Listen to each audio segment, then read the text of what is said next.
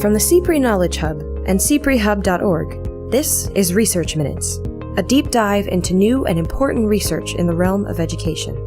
Today, we look at developmental education, the non-credit courses students are often required to take when entering college. While millions of students take such courses every year, researchers have found that they can have unintended negative impacts on student persistence, retention, and racial achievement gaps. Many students who placed into developmental or remedial courses would spend upwards of a year or more before they were able to earn introductory college-level credit in math and reading. In 2013, Florida took a new approach, making developmental education optional for many students and introducing sweeping changes to course offerings and academic support. It's a whole package of reform measures meant to accelerate students into gateway courses. Today, we welcome Florida State University's Toby Park, who recently led a multi-year study of those reforms and their impacts on course enrollment, academic outcomes, and minority student populations. More students were taking and passing first-level college courses in their first semester than ever before. And what's really interesting is that the gains were experienced at even greater rates for Black and Hispanic students. Park joined CPRE research specialist Robert Nathenson to discuss his findings and their potential implications for stakeholders across the country. But considering the vast number, upwards of 60% of college students prior to legislative reform were required to take a developmental education course, seeing these increases in first semester gateway course passing is huge. That's right now on Research Minutes.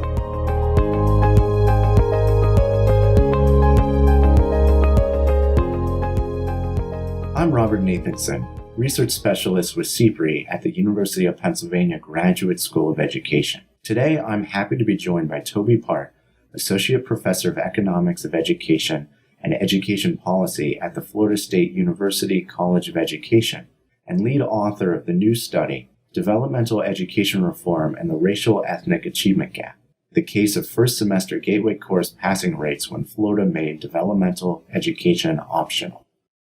Good morning, Professor Park. Thank you for joining us today. Sure, it's my pleasure.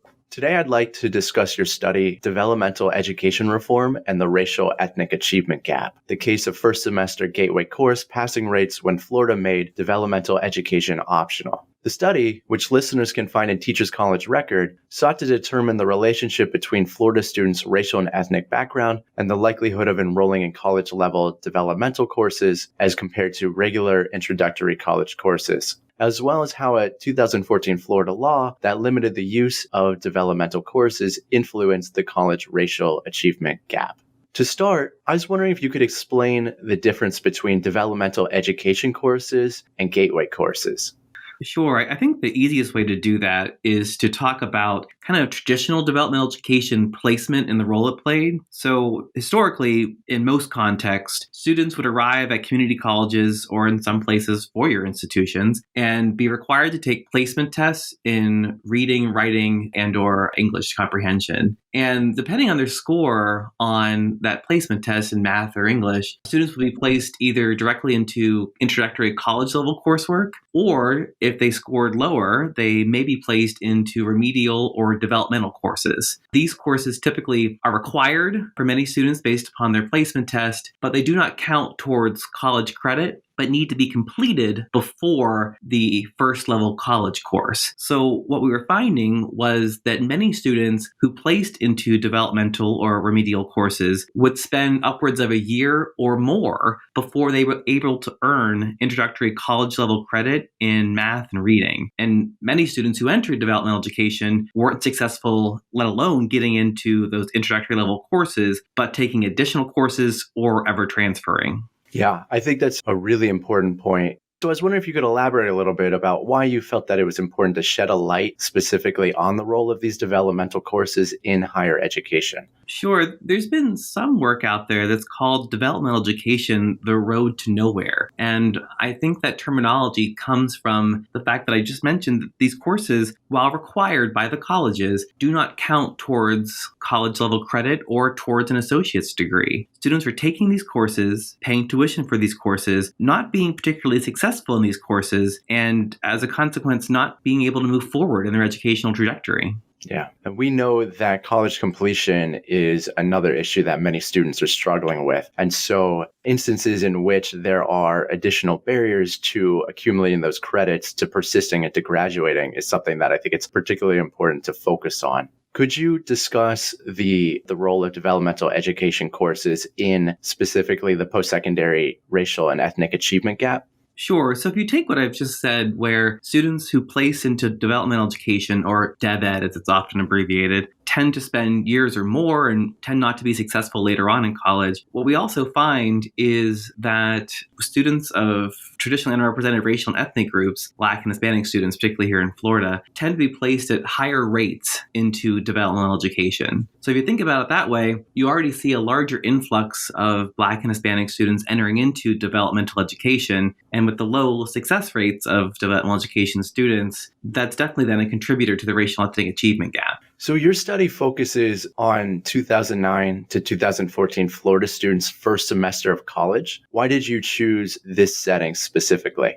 Sure. So Florida, it was in the legislative session of 2013 and it was implemented in 2014. Florida really shook up developmental education. Through legislative mandate, Florida essentially made developmental education optional for many students. And it's by function of when you entered high school, when you finished high school, if it was from a Florida public school. And what the law did was effectively make both that placement test that I talked about, as well as developmental courses in general, optional. So students were allowed to enroll directly into college level coursework, regardless of prior academic preparation. So we wanted to see when DevEd became optional, what happened in terms of how do students enroll in different courses and what did success rates look like? We limited our sample to only include those students who the law directly applied, meaning they fell into that exemption category of recent high school graduates. There's also some measures in there for active duty military. So what we did was take a look at those exempt students and we applied retroactively the same criterion to the previous cohort. So obviously the law wasn't in effect in, let's say, 2010. What we could do though was to back up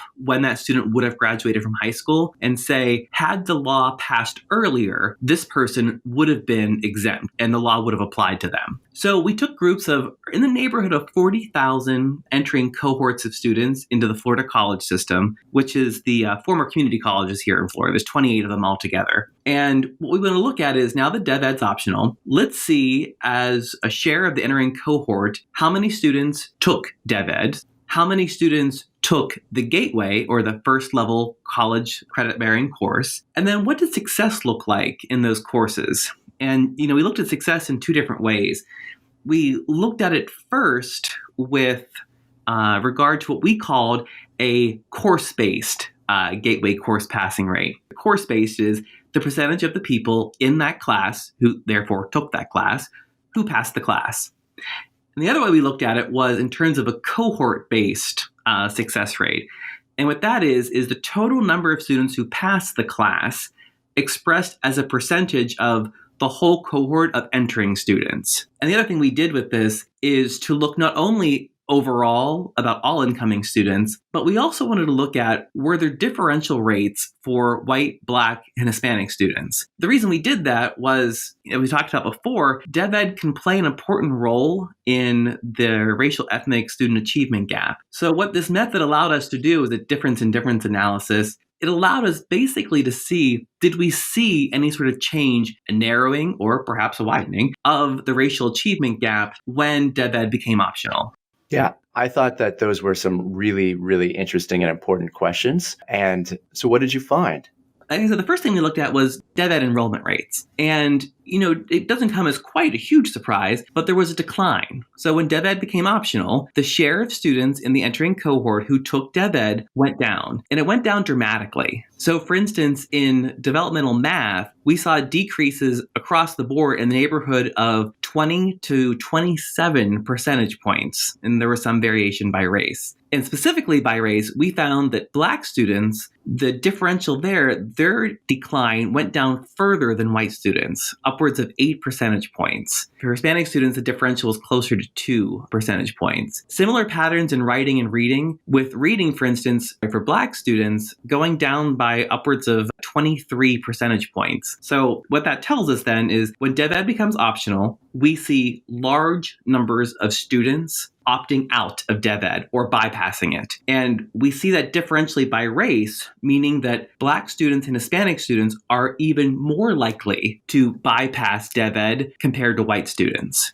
Now, when we turn to the Gateway course enrollment rates, we see the decline in DevEd. In the Gateway course enrollment rates, we see the incline. We see a great increase there. So what we're looking at is, depending on race, upwards of 21 percentage point gain in the percentage of students enrolling in Gateway Intermediate Algebra, which is the first college level coursework math course here in Florida. We also looked at English Composition 1, which is the first English course here in the state of Florida, and we saw gains there upwards of 27 percentage points. And then what's interesting again is we do see the differential by race. So again, we see that Black and Hispanic students across both subjects are even more likely to enroll in the college level coursework than their white counterparts. In other words, their rate of change is even greater than their white counterparts.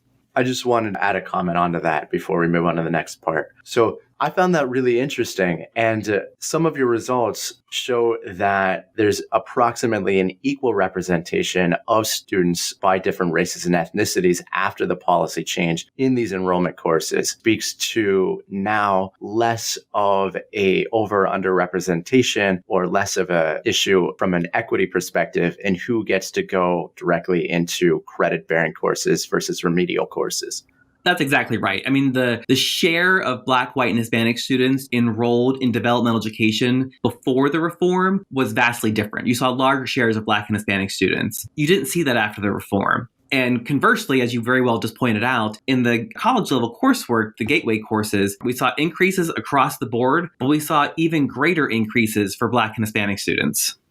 So what did you find when you looked at passage rates? So the first is this course-based passing rate. And what we saw was that in math, we did see in the neighborhood of 10 percentage points of a decline in course-based passing rates, meaning of the folks in the room, remember there are more of them now because more students are enrolled, but there was a decline there. But what's interesting is that decline was experienced equally across the racial groups. In other words, there was no differential effect here. So now we have more Black and Hispanic students enrolling in these courses. And of the students who are enrolled, while there was a slight decline, it was no different by different racial groups. In English, we find a similar story, but with actually smaller declines there. But what's interesting then is to look at these cohort-based passing rates. Because remember, what these are is the number of students who pass the course as a share of the overall population of incoming students. This is really kind of the policy impact of what this looks like.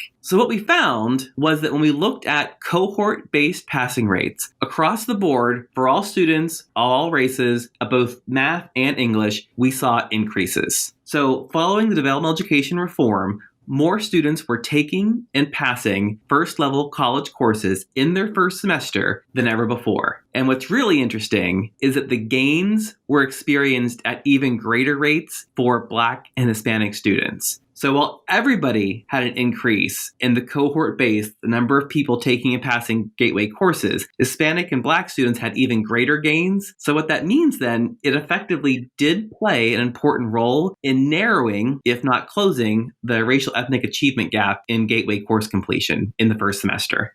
I think that's a really salient point because the first semester of college is that first entryway and is an important step towards persistence and graduation. And so closing a first semester achievement gap, I think really speaks to the importance of that policy change on a lever that can be pushed to further the positive experiences of minority groups when they first enter college and set them up on a path for success as they persist in that college experience. That's a huge point, yes. I mean, we know how important the first semester is, particularly for community college students. Considering the vast number, upwards of 60% of college students prior to legislative reform were required to take a developmental education course, seeing these increases in first semester Gateway course passing is huge. I was wondering if you could elaborate on some of the takeaways from your work or your other research that is most helpful to students as they navigate higher education institutions as they seek to make policy and develop courses, and also for policymakers. One thing we haven't talked about is that Florida's developmental education reform not only made developmental education optional, it also changed the way in which DevEd is taught. So no longer does Florida have year-long DevEd sequences. It now has developed a series of instructional strategies that are more tailored towards students' needs and designed to rapidly move students through DevEd. Two examples are compressed courses, where basically DevEd is taught, for instance, in an 8-week format. And then intermediate algebra, which is that first level college level course, is taught in the second 8 weeks of the same semester. So in the same semester, students can take and complete both courses. The other option, which has gained some traction and popularity across the country, is a co-requisite model, where students are concurrently enrolled in both the DevEd course and the college level course. In our other article in Journal of Higher Education, we looked at, okay, was there a benefit for underprepared students taking that DevEd support measure in the same semester as the Gateway course? And we found that yes, there was a benefit to that. So what's the big takeaway message there? Basically that many students who once were placed in a DevEd could and were successful in the Gateway course. And through these new DevEd instructional strategies, first level, college level courses, one support measure that might be helpful for some students is same semester support. No longer the full year of DevEd and then college level, coming up with ways that accelerate students through DevEd who might need it and getting them into college level coursework faster.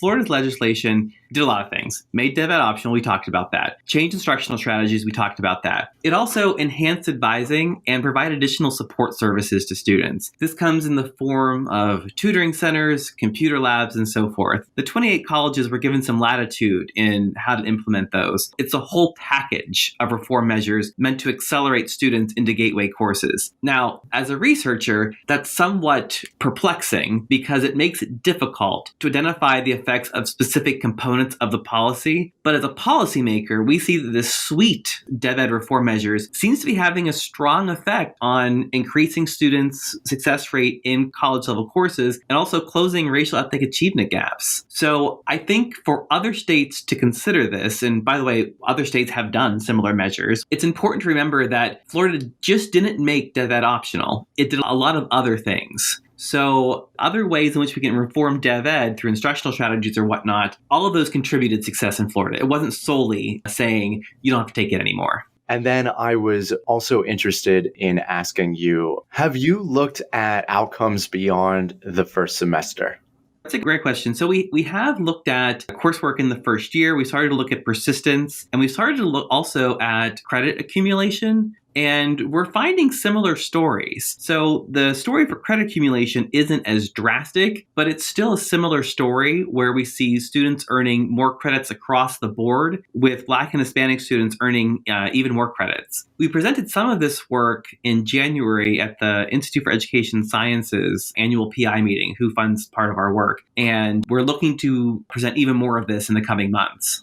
What future research do you have planned in the area? So one of the things we're working on right now is to look at a cost effectiveness study, which basically looks at bypassing DevEd. Are there cost savings to both the institution and the state, but also to the student? And is that experienced differentially by race, ethnicity, or other factors? And the other thing we're working on right now is to look at, more distal outcomes. So we have these proximal outcomes of first semester, first year, and persistence. But we want to look at, does this eventually affect transfer? Does it affect degree completion? And, look into the future in that regard.